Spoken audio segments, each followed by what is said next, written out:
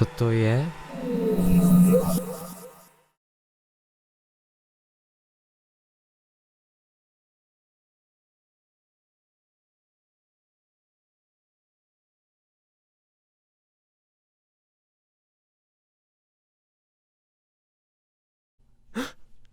Hej, co ty tady chceš?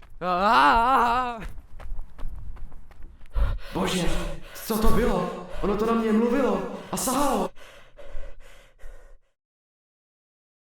Tak a dost. Přece nejsem takovej srap, abych se bál virtuálního úchyla.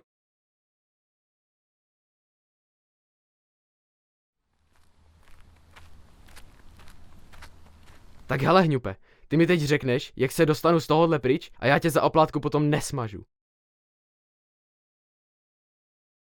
Prosím.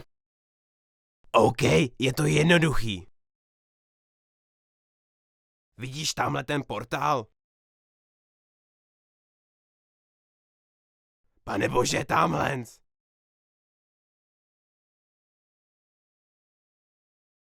Paráda, konečně se budu moct vrátit do reálného světa. Sice tam nemám žádné kamarády, ale alespoň tam můžu hrát videohry.